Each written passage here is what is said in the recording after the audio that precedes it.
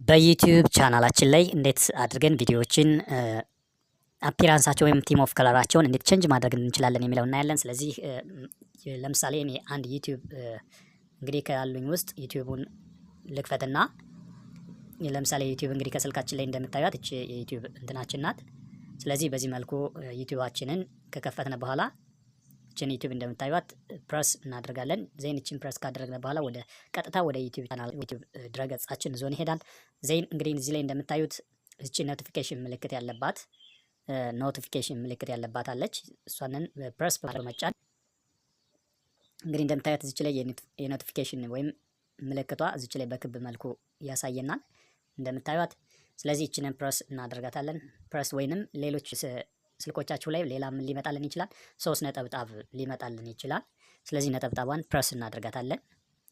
እንደምታዩት እዚህ ላይ 3 ነጠብጣብ አለች። እቺን 3 ነጠብጣብ ፕረስ በማድረግ ስንጫናት ወደ ምን ትወስደናለች? ሴቲንግ የሚል ይወስደናል ማለት ነው። ሴቲንግ የሚል ኦፕሽን ይሰጠናል። ስለዚህ እቺ ላይ እንደምታዩት ሴቲንግ የምትለውን ሴሌክት እናደርጋለን። ሴቲንግ የምትለው ዜን ሴቲንግ ከገባን በኋላ እንግዲህ ከዚህ ላይ ደግሞ ሌላም ስቴፓችን ምንድነው የሚሆነው? እዚች ላይ እንደምታዩት ጄነራል ምትላለች። ጄነራል ምትለውን እችንን ፕረስ እናደርጋለን። ጄነራል ምትለውን ክሊክ እናደርጋታለን። ዜን እዚህ በመቀጠል አፒራንስ ምትለውን እዚች ላይ እንደምታዩት አፒራንስ ምትለውን ምን እናደርጋለን? ሴሌክት እናደርጋለን አፒራንስ የምትለውን።